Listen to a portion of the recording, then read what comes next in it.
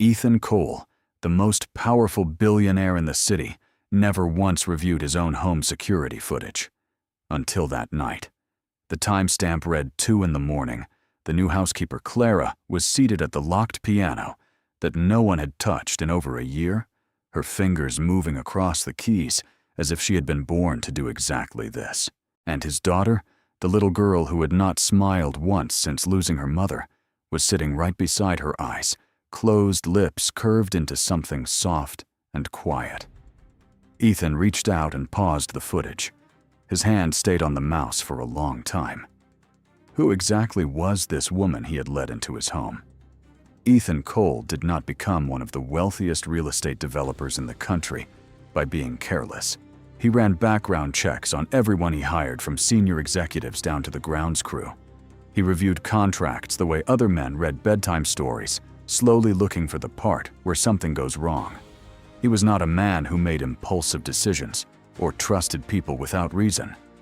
So when his 6th housekeeper in 14 months quit on a Thursday afternoon and left a note on the kitchen counter that said simply, "I am sorry, I cannot do this," he did not feel surprised.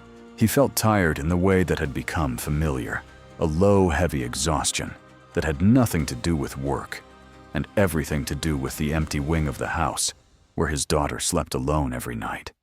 Lily was 7 years old and had spent the past year becoming smaller. Not physically, she ate, she grew, she went to school and came home and completed her homework with the mechanical precision of someone much older. But something in her had retracted, pulled itself inward, like a plant that had decided quietly and without announcement that it no longer needed sunlight. She did not throw tantrums or cry in public. She did not demand things. She simply existed in a reduced version of herself, and Ethan, who was used to solving problems with resources and leverage, had no idea what tool to reach for. The 5 previous housekeepers had all failed in different ways. One was too cheerful, one too clinical. One had made the mistake of moving a photograph on the mantel 2 inches to the left, and Lily had not spoken for 3 days after. The problem was not that Ethan could not find competent help.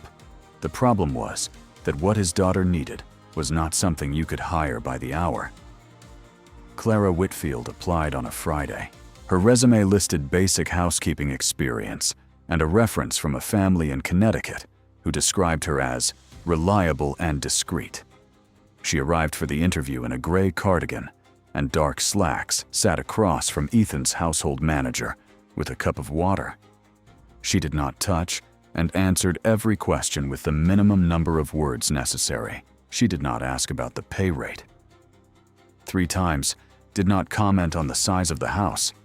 And when she walked past the grand piano in the front sitting room, the one draped in a pale dust cover, the one no one was allowed to discuss, she did not look at it at all. Ethan had been watching on the intercom. He hired her that afternoon. Later, he would think about that moment, the fact that she had not looked at the piano, and wonder whether it was discipline or whether she already knew to be careful. Clara had been in the house for 3 weeks when Ethan first noticed something had shifted. It was a small thing. Lily had asked for oatmeal with cinnamon instead of waiting to be told what was for breakfast. It was such a minor detail that it would have been invisible to anyone who had not spent a year watching his daughter wait passively for the world to arrange itself around her. Ethan stood in the doorway of the kitchen and watched Lily eat her oatmeal with something close to an appetite, and he felt a cautious, guarded feeling that he didn't yet have a word for. He didn't ask Clara about it. He told himself there was nothing to ask about. He was wrong. It was the security footage that changed everything. Ethan reviewed it, not out of suspicion, but out of a habit he had maintained since installing the system after his wife's death, a nightly routine that had become a kind of vigil, a way of confirming that his daughter was still there, still breathing, still safe in the house that now felt 3 sizes too large. He almost skipped past the 2 o'clock timestamp. The camera angle covered the front sitting room, and the sitting room at 2 in the morning was supposed to show nothing but the outline of furniture and the faint light from the street lamps outside. Instead, it showed Clara. She had pulled the dust cover back from the piano and folded it neatly across the bench. She sat down, adjusted the height of the seat with the small lever on the side, which meant she knew exactly how the bench adjusted, which meant this was not the first time, and she placed her hands on the keys. For a moment, she did not play. She sat with her palms resting there perfectly still, the way someone might rest their hands on the face of someone they love. Then she began.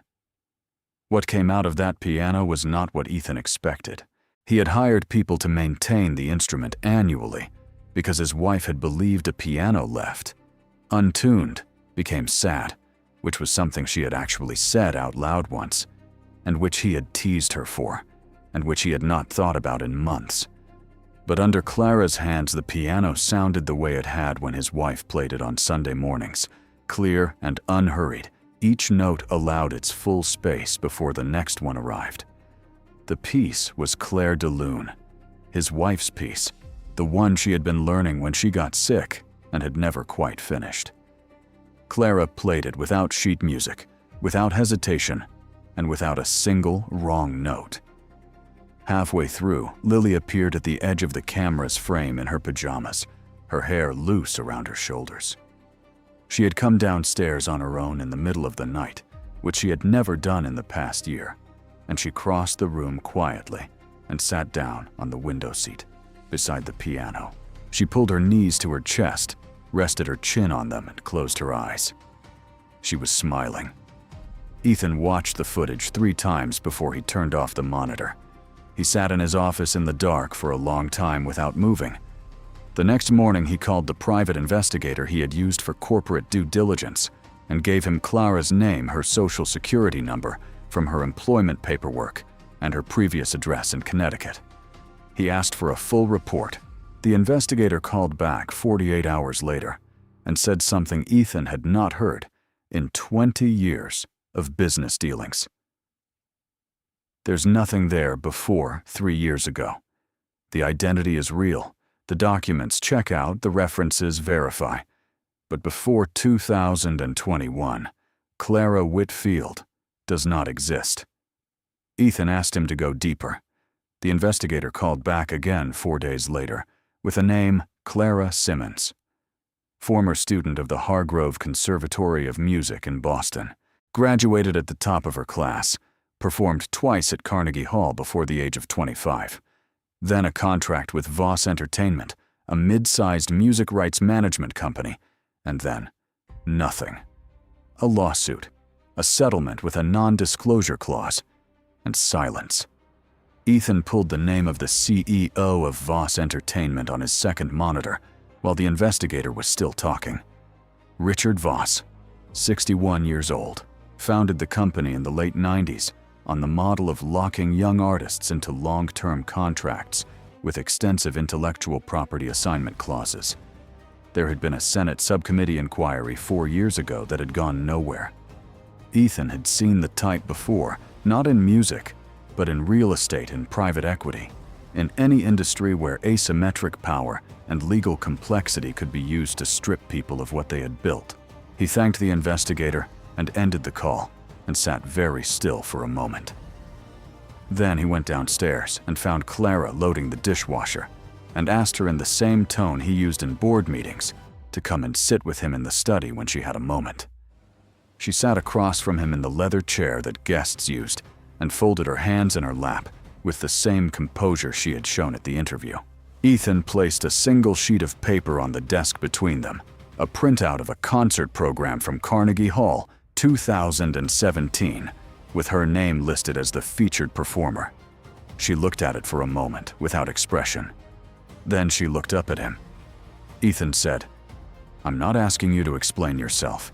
I'm asking you to tell me whether you're safe here." Clara said nothing for several seconds. Then she said, "I was safe until you started looking." He asked her about Richard Voss, and she went still in the way that people go still when they have trained themselves not to react, and something gets through anyway. She said, "If you keep digging, he'll find out where I am. He has people who watch for that kind of activity."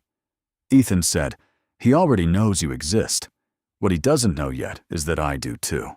Clara stared at him, and then looked away out the window, and for the first time since she had arrived, she looked like the age she actually was, like someone who had been running for a very long time, and was deeply, fundamentally tired.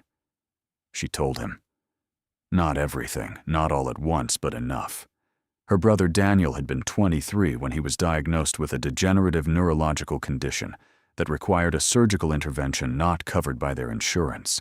The cost was $240,000. Clara had no assets, no savings, no family money. She had only her talent and a recording contract that Voss Entertainment's attorney had placed in front of her in a hospital waiting room and told her was standard. She signed it because she had no one to read it for her and no time to find someone who could. The contract assigned to Voss Entertainment the rights to all recordings, compositions, and public performances made under her name for a period of 15 years, with an automatic renewal clause and a non-compete provision that effectively prevented her from performing publicly anywhere under any name without their written authorization. Her brother survived the surgery. Her career did not. When she realized what she had signed and hired an attorney to challenge it, Voss's legal team filed a countersuit alleging breach of contract and misappropriation of company assets, a fabricated claim involving a disputed recording session, and within 6 months, her reputation in the music industry had been systematically demolished. The lawsuit was still technically active. She had changed her name and disappeared because it was the only option her attorney could offer her that did not involve either surrendering completely or fighting a legal battle that would take a decade and cost money she did not have. Ethan listened to all of it without interrupting. When she finished, he asked one question. "Does your brother know where you are?" She shook her head. "I couldn't risk him being used as leverage." Ethan nodded slowly, the way he nodded when someone had just confirmed a hypothesis he had already formed. He told her he would need some time to look at the contract. She started to say that it wasn't his problem, and he stopped her with a look that was not unkind, but was entirely firm. He said, "My daughter has not smiled in over a year. 3 weeks ago, she asked for oatmeal with cinnamon. Last night, she went downstairs on her own and sat next to that piano and smiled in her sleep. I don't know what the legal strategy is yet, but I know which side of this I'm on." Clara pressed her lips together and did not say anything else. She got up, straightened the chair, and went back to work. What happened next did not happen quietly or slowly. Ethan sent the contract to 3 of the most respected entertainment attorneys in New York with instructions to find every defective provision and document every procedural irregularity from the original signing. The reports came back within a week. The contract was not just exploitative, it had been presented under conditions that a competent court could characterize as procedural duress, signed without independent legal representation, with no mandatory disclosure of key terms as required under Massachusetts contract law. More critically, the non-compete clause had never been properly executed, according to the state's requirements for such agreements in employment contexts. Ethan forwarded the reports to his general counsel and told her to prepare for litigation. He also called a journalist he had worked with on 2 previous stories about predatory contracting practices in the entertainment industry and told her he might have something for her in a few weeks once the legal groundwork was in place. He did not tell Clara any of this. He went about his days as if nothing had changed and waited. Richard Voss arrived unannounced on a Tuesday morning in the way that men who believe their wealth entitles them to other people's time often do with 2 attorneys, a town car idling outside, and the casual confidence of someone who had never lost a significant confrontation in his professional life.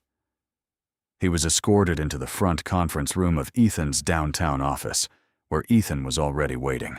Voss spent the first 5 minutes discussing a potential joint venture in the commercial real estate sector, a deal that had been floated through intermediaries over the previous month, and that Ethan had kept alive precisely because he suspected this visit was coming.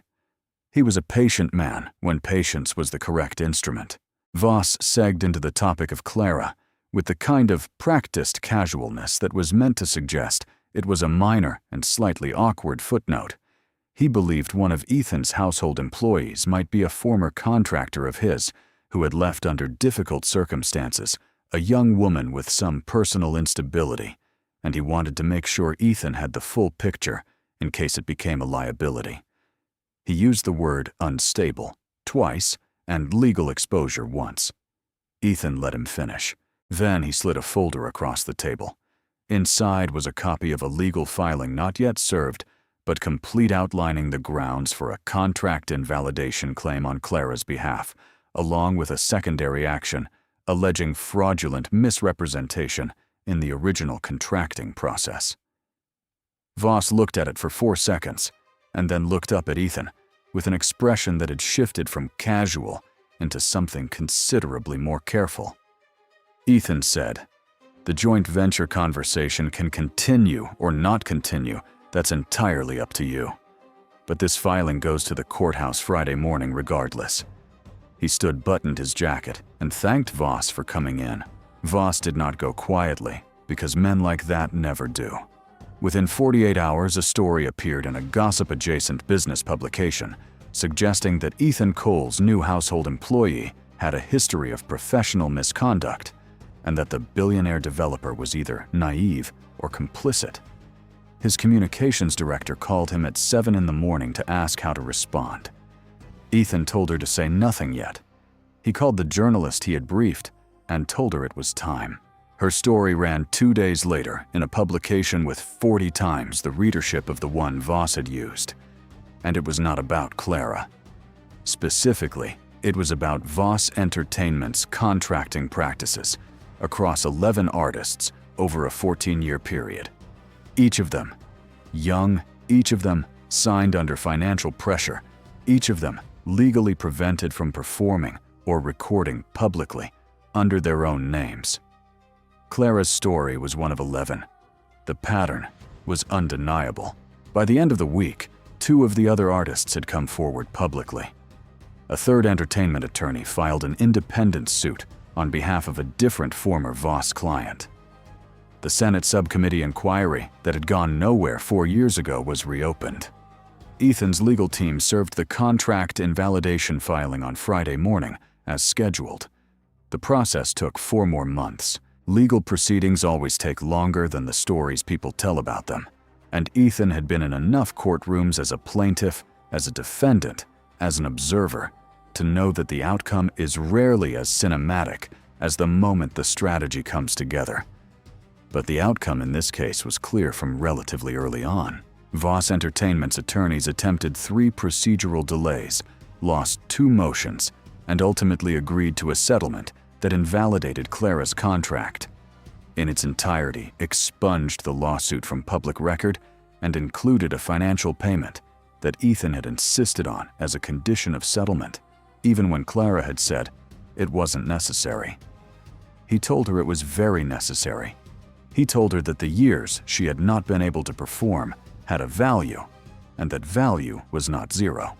There was an evening in early November, about 2 weeks after the settlement was finalized, when the house was quiet, in the particular way it became quiet after Lily went to bed. Not empty, quiet, but a different kind, the kind that had room in it for other things. Ethan was in the kitchen making coffee that he didn't really need, and Clara was at the counter, finishing some notes she'd been making on a composition she had started writing the previous month, the first original music she had put to paper in 3 years. She had a small notebook that she kept in the front pocket of her work apron, which struck Ethan as both practical and quietly heartbreaking, the idea of someone carrying their art around in the pocket of a uniform because there was nowhere else to put it. He set a cup of coffee down near her without being asked, and she said thank you without looking up. And he stood there for a moment, reading the bottom of the mug in his hand, because he didn't have anything useful to do with his hands. He asked her if she had thought about where she would go next, now that the contract was gone. She capped her pen and considered the question. She said she had been talking to someone at a small conservatory in the city about a teaching position, and that she thought she might try performing again eventually when she felt ready. Ethan nodded. He asked if she was afraid of it going back to performing. She was quiet for a moment, and then she said, "Yes," the way people say yes when the honest answer is more complicated than one word, but they're tired of complicated answers. He said that made sense. She picked up the coffee, and they stood in the kitchen for a while without talking, and it was not uncomfortable, which in Ethan's experience meant something. Lily knew that Clara was leaving at the end of the month. She had been told in the careful way you tell a child something that requires processing, not as a sudden announcement, but in small pieces with time in between. Clara had told her first on an afternoon when they were sitting together at the piano, going over a passage Lily had been working on. She had told her that she was going to go start a new chapter of her own, the way Clara and Lily had talked about chapters, as something a person moves into, rather than something that happens to them. Lily had sat with this for a while, and then asked if chapters could overlap. Clara had said that some of the best ones did. Lily nodded with the particular seriousness of a child who has decided to accept something difficult rather than fight it. And then she went back to the passage she had been practicing and played it through from the beginning, cleaner than she had before, like she was leaving something behind in the previous run-through. On Clara's last morning, Lily was at the piano before breakfast, which was something she had started doing on her own over the past 2 months, coming downstairs in her socks and playing quietly before the house fully woke up. She had been working on the Clair de Lune since September, not the whole piece, but the first 2 pages which she had broken into sections and approached with a methodical patience that Ethan suspected came from Clara, and suspected was going to be useful to Lily for the rest of her life. He stood in the hallway outside the sitting room and listened. She made 2 mistakes and corrected both of them without stopping the way Clara had taught her, not backing up, just acknowledging and continuing. The 3rd time through the opening passage, she played it cleanly. Ethan leaned his shoulder against the doorframe and listened to his daughter play his wife's song in the early morning light, and he did not try to arrange his face into anything in particular. There was no one watching. He let it be whatever it was. Clara came downstairs with her bag and found Lily waiting for her at the front door. Lily had made something a small card, folded from a piece of blue construction paper with a drawing on the front that was clearly meant to be a piano, though it also resembled a table with a lot of legs, which was accurate enough. Inside, she had written in the careful block letters of a 2nd grader who took handwriting seriously for Clara. So you remember Chapter 8. Chapter 8 was what Lily had decided to call the period of time that had just passed. She had made Ethan agree that it was one of the good ones. Clara held the card for a moment, and then folded it and placed it in the same front pocket where she kept her composition notebook. She crouched down and said something to Lily quietly, and Lily nodded and hugged her once briefly, and tightly, the way children hug when they want to get it done before they lose their nerve. Then she stepped back and went to stand next to her father. Ethan shook Clara's hand, which was something they had never done before, and which felt exactly right. Not cold, but clear, the handshake of 2 people who have done something real together. He had placed an envelope on the side table by the door the night before. He had told her it was there. Inside was a letter of recommendation and a phone number for the artistic director of a performance series at Lincoln Center, who was an old friend, and who Ethan had called the previous week to say simply that there was a pianist she should know about. He did not tell Clara the details of the call. He had only said, "It's in there." She picked up the envelope without opening it and said, "Thank you," in a way that was complete, the way thank you sounds when it means more than the 2 words.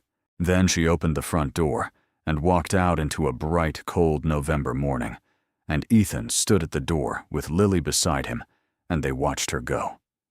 Lily took his hand without looking up at him, which she had not done in well over a year.